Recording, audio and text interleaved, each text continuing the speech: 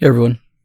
This week I wanted to talk about commercial photography, and it's a little bit different take, I think, than some people have on it, because some people are going to say, well, if you take a photograph and you make money on it, it's commercial photography. But I want to make a distinction here. And let's do it by example.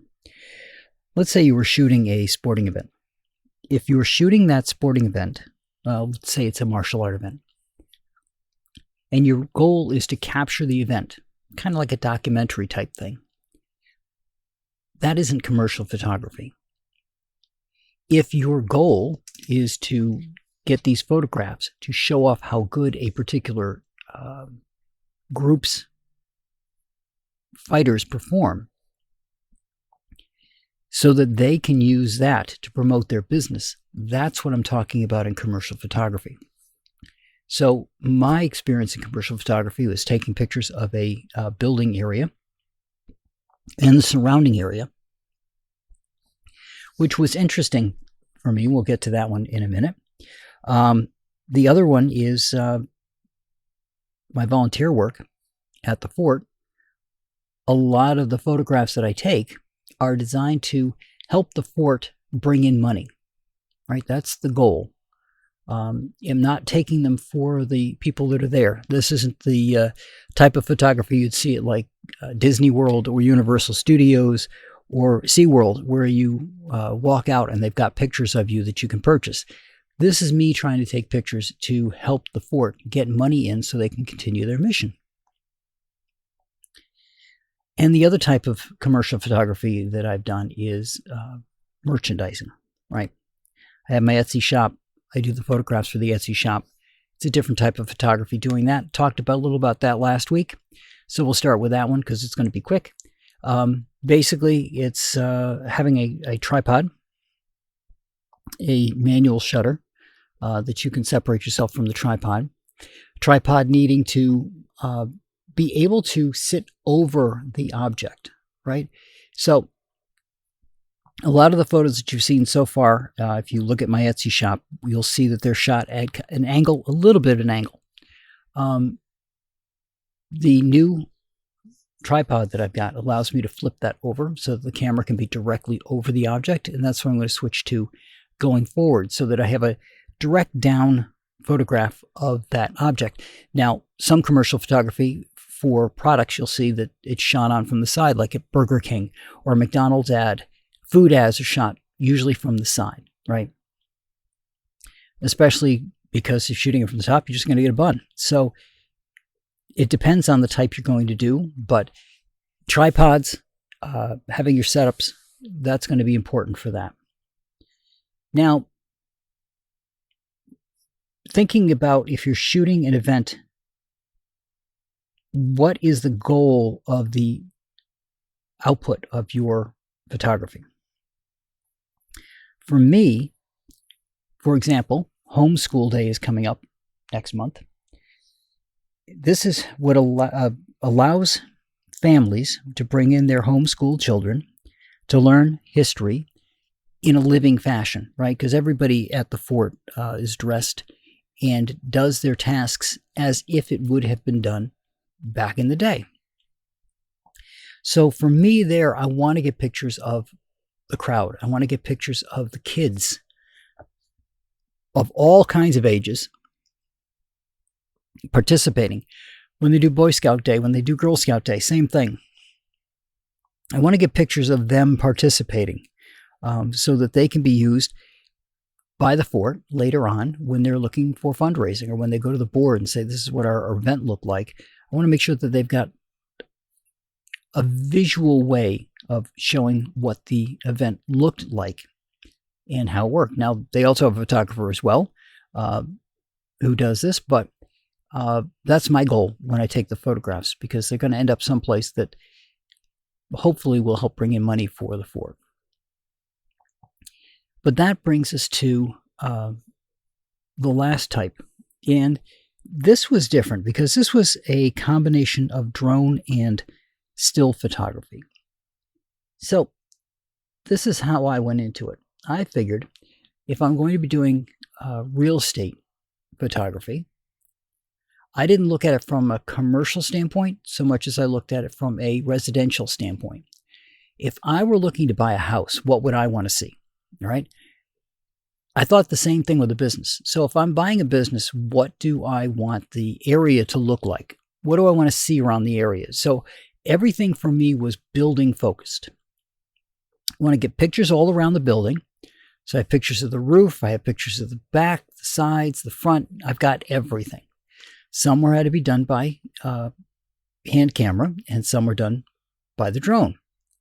But then I wanted to take pictures around the surrounding area so you could see things like how far is it from the work to food or to groceries, or what does the road look like? How crowded does the road seem to be? What does the area look like from the perspective of the office? But that wasn't what the real estate agent wanted. The real estate agent wanted the perspective from the area around the building. So it meant a reshoot because I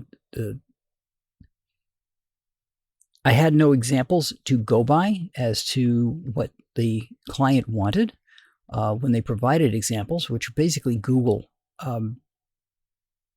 satellite type stuff. I knew what I then could figure out what it was that the client was asking for.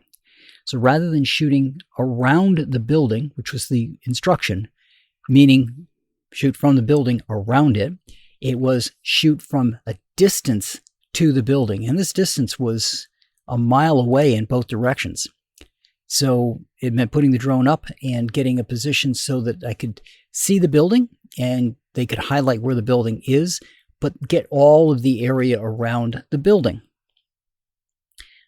Get some roads and it gets some other stuff, but like I said, from my perspective, it doesn't show what would be important to me if I were working at the building, which I assumed if somebody was going to have a place of business, they would want to know where things were.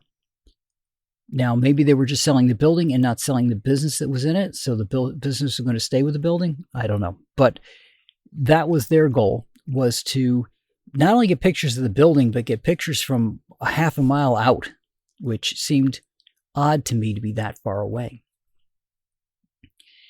But regardless of what type of photography you're doing, with commercial photography, get to know what it is the output that you're going to come out with is going to be used for and how it's going to be used.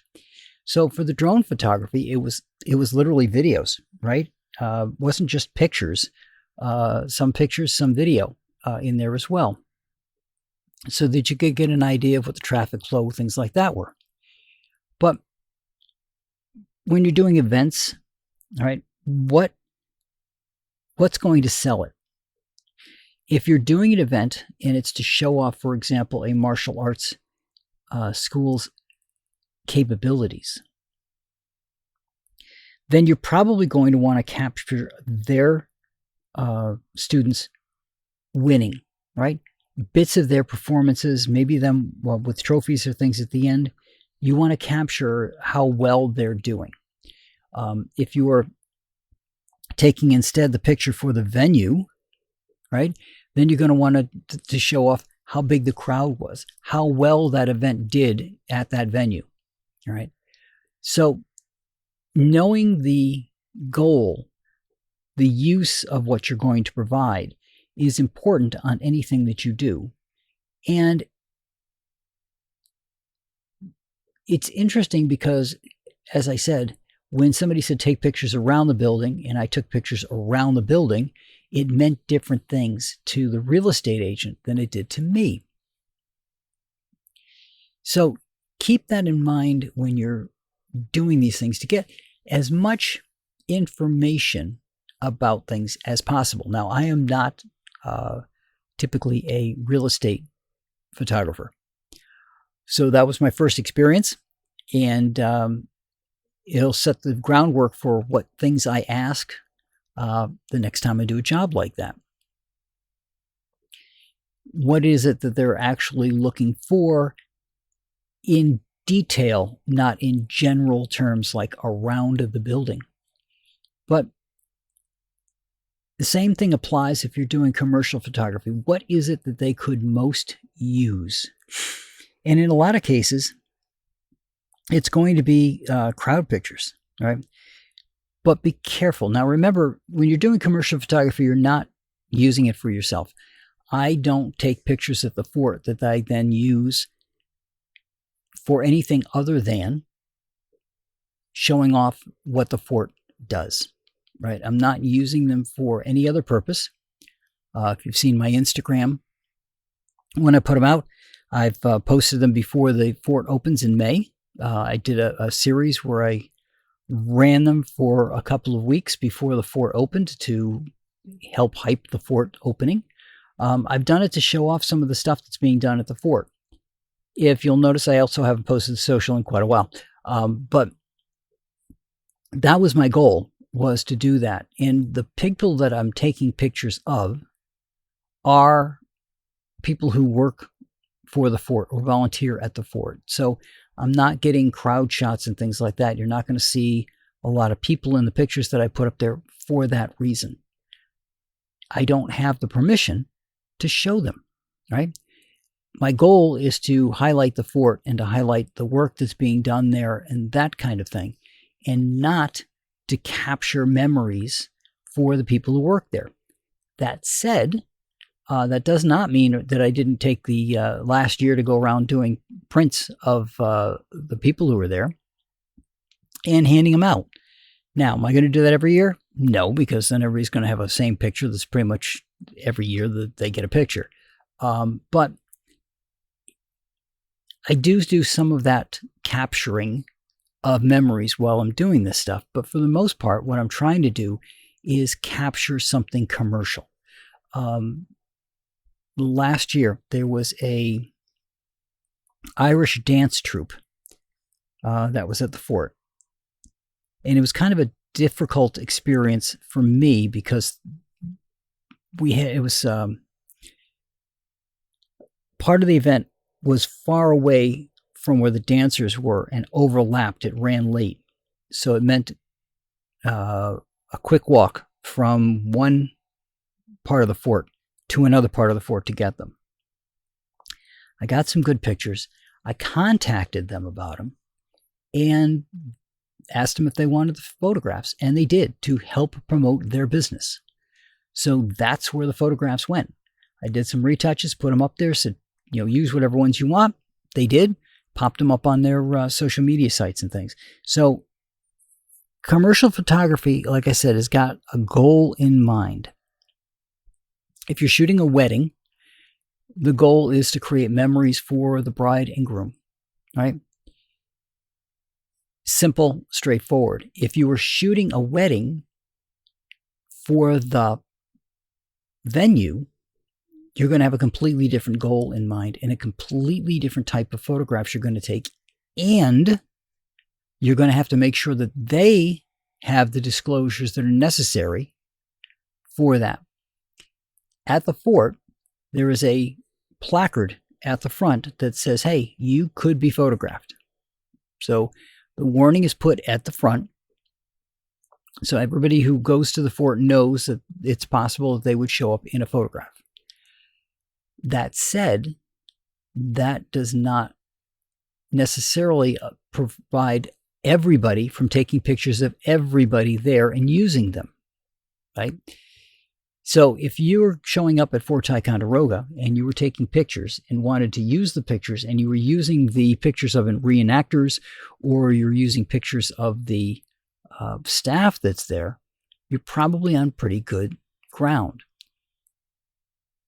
Even though the visitors who come to the fort also have noticed that they, are on notice that they could be photographed, that's for the fort. That's not for you. So if I take a picture of the group, that's something that goes to the fort. It's not something I share with anybody else because I don't want to extend that legal protection to myself. I don't think it would apply.